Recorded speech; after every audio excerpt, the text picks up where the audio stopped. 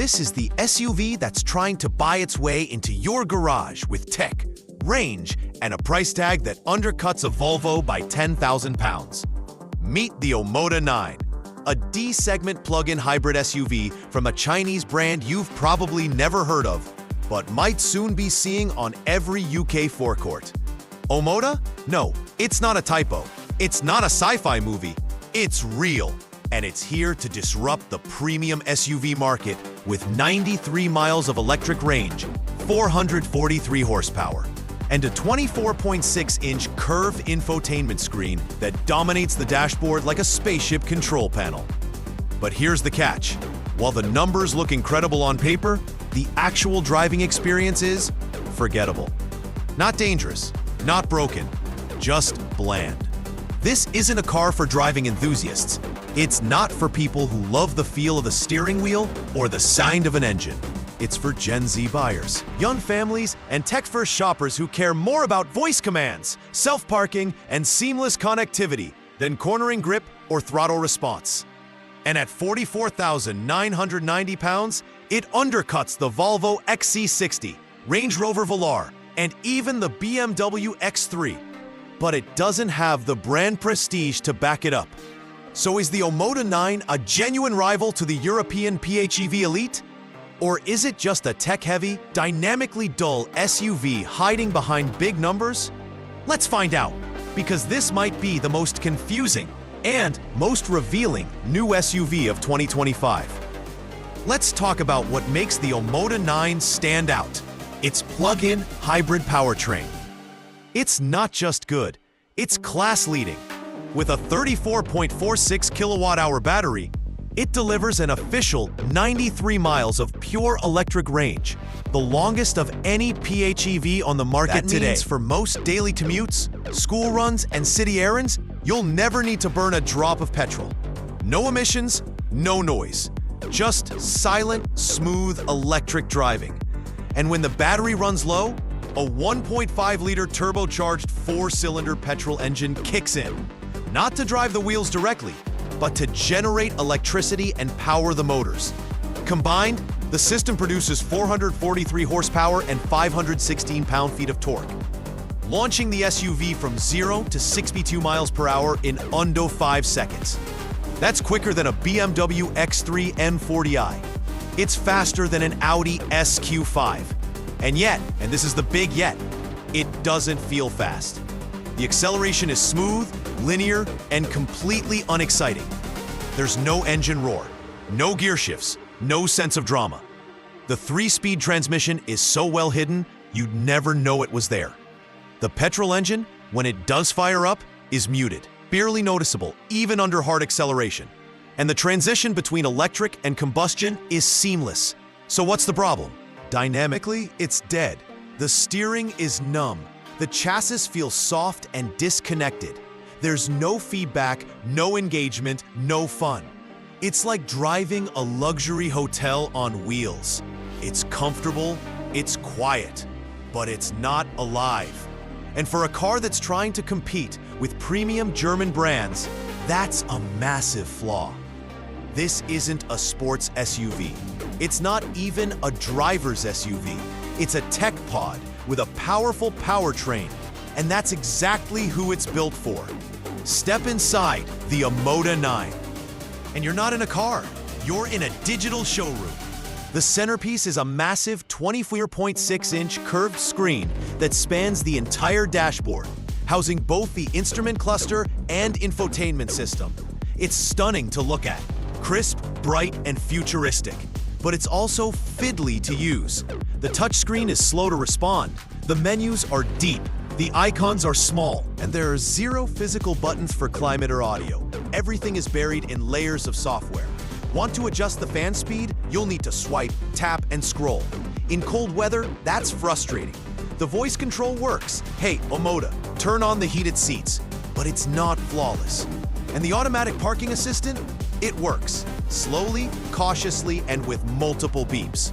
But it's not magic.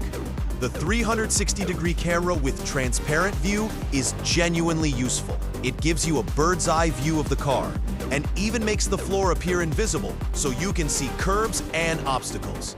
The Sony audio system has headrest speakers, so you can take calls without disturbing passengers.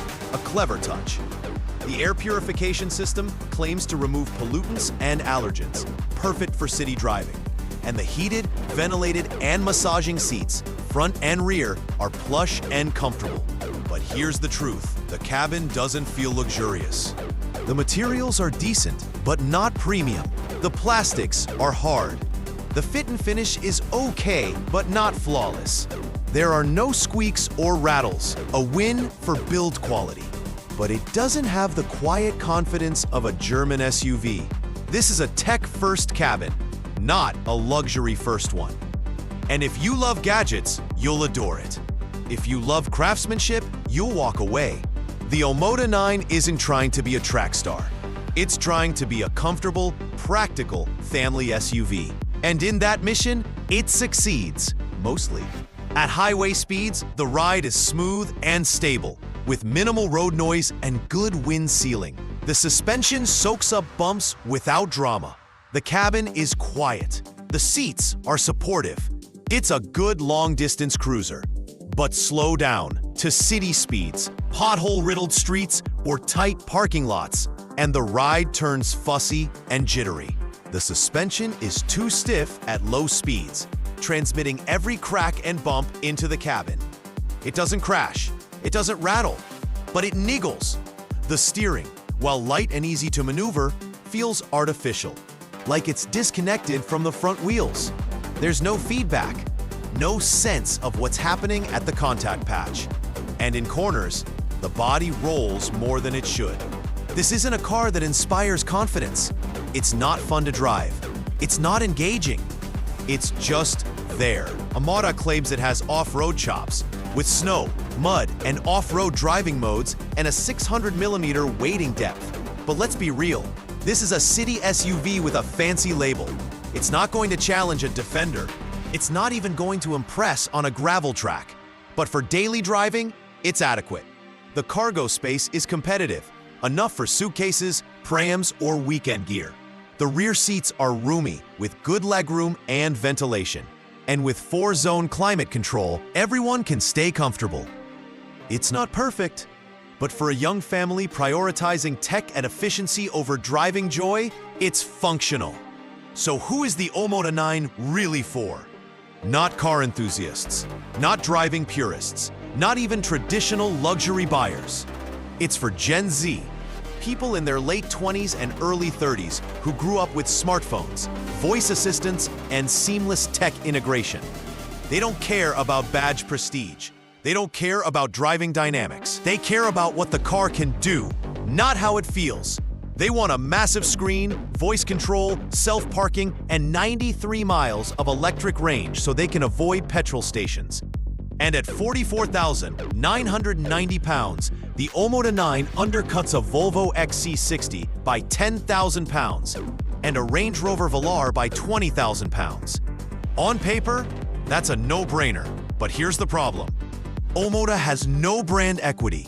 It's not BMW, it's not Mercedes, it's not even Skoda. It's a new name from a Chinese conglomerate, Chery, that owns a dozen brands, but has zero presence in the UK. A big warranty won't replace 100 years of reputation. And while the tech list is impressive, it's not enough to overcome the lack of trust. This isn't a rival to the XC60. It's a rival to the Peugeot 5008, Skoda Kodiaq, and VW Tayron, all similarly priced PHEVs with solid reputations. And in that fight, the Omoda 9's range advantage could be its secret weapon, but only if buyers are willing to take a risk on an unknown brand. So, is the Omoda 9 worth it?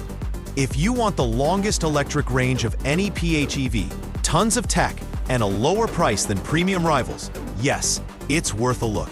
But if you care about driving feel, build quality, or brand reputation, you'll be disappointed.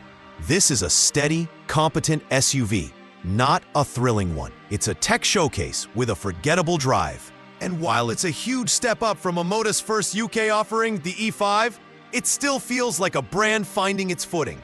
The powertrain is impressive. The range is unbeatable.